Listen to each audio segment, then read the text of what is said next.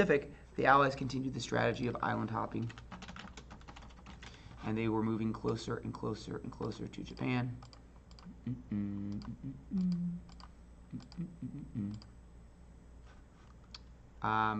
We have the Battle of Iwo Jima, a very important battle. You may have seen this. This is when the United States captured Iwo Jima, and this is a picture. There's a monument of it in Washington, D.C. It's a beautiful monument of these 4 Marines lifting the flag at the top of Iwo Jima. Here is the island of Iwo Jima, and here is Tokyo. And so the Allies wanted to capture this, the heavily defended island of Iwo Jima. Why do they care? Wasn't one of the big things of island hopping that we want to avoid heavily defended islands? Well, the good thing about Iwo Jima is it was only 660 miles from Tokyo, making a round-trip flight about 1320 miles. And what's important is when you have an aircraft carrier, what you've got, or I'm sorry, not an aircraft carrier, when you have bombers, 2 things have to happen when you want to bomb someplace. So you have to have bombers, and then you have to have fighter pilots as escorts.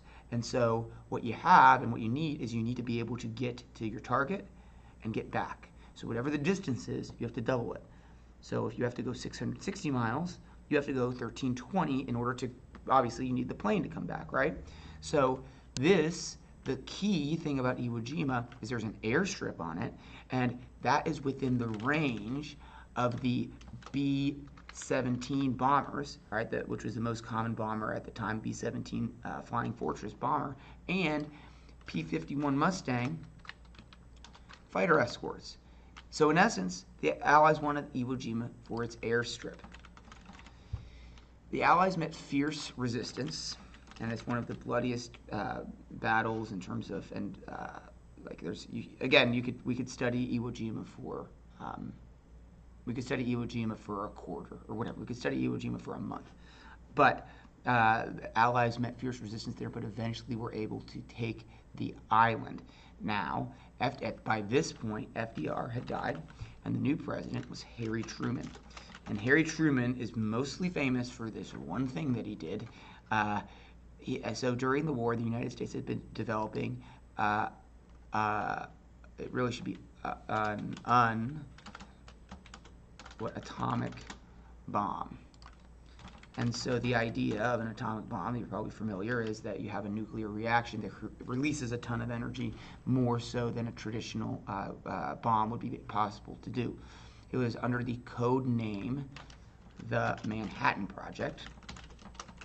I think there's a movie coming out on this soon. But anyways, military intelligence, and so by this point we have this atomic bomb. It's just been developed, and it is ready to go.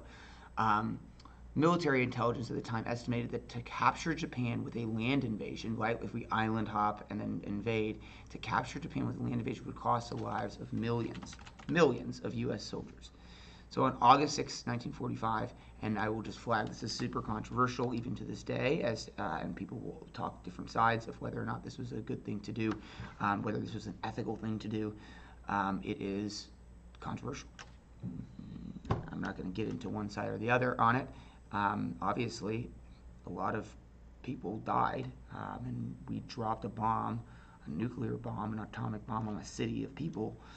At the same time, you know, as the United States, what is our obligation to our soldiers? Can we put them, knowing that they are going to die, can we move forward with a military operation when we potentially have the ability to avoid it? You could talk about that ethical problem again for weeks. So on August 6, 1945, the U.S. dropped the bomb, the atomic bomb, on the city of on the city of Hiroshima. 73,000 people are estimated to have died instantly, but many more die later of radiation poisoning. So when you drop an atomic bomb, there is poisonous radiation that gets into the water. Think like Chernobyl, or a nuclear meltdown like 3 Mile Island. I don't know if you're familiar with those things, but you know, there's radiation that will kill you more slowly and honestly more painfully than just instantly kind of vaporizing you. Japan did not surrender after this. The U.S. dropped a second atomic bomb on Nagasaki, and 37,000 people died instantly. Same thing, other people died later. On August 15th, 1945, Japan surrendered. This is known as VJ Day, or Victory over Japan Day, and that is the end of World War II. We're going to kind of rapid fire into some of the major things that came out of World War II. Here is an image of the atomic bomb going off over Hiroshima. Here is some of the devastation afterwards and what this looks like after you drop an atomic bomb on somebody or on a city. This is some of the damage and scarring from the heat and the radiation. You know, again, you can look some of this stuff up. It is just a completely destroyed city. So some of the major effects: major Japanese cities were in ruins.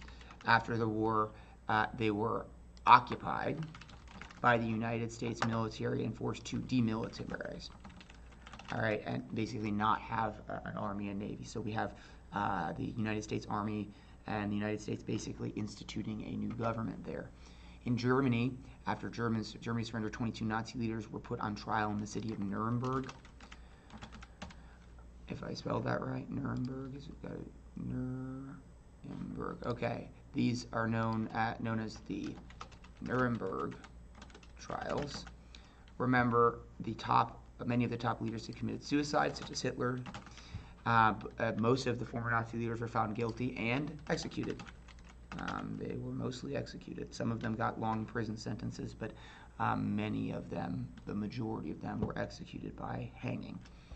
So I guess that's not like there's no, I don't want to say like punch, there's nothing fun. I mean, it's just, it was an important thing in a sense because they were put on trial and they did get, attorneys, and they got the ability to represent themselves and put forward their side of it. And so there was this system of law, and so that was different than kind of just taking them out and executing them. On the other hand, I mean, they were executed at the end of the day, and they were mostly hanged. It's not. No. There's like no joke. It's just like not good. But I mean, they did do some pretty bad stuff. So 40 million Europeans had died during the course of the war, with hundreds of cities completely destroyed. Also, an important thing to note for teeing up our next section, with many countries seeing the power of the atomic bomb, they wanted to develop their own version, especially the USSR. Finally, Finally, the United Nations was established. This organization was established to replace the weak League of Nations, and it was given more power to promote peace. It still exists to this day, and so there's a United Nations. People, they meet in the United Nations and try to decide major world issues. Finally, Israel was officially established as a Jewish state in the area of Palestine. And that is the end of our World War II unit. I hope you had fun, but like not too much fun because a lot of people did die. But moderate. I hope it was interesting.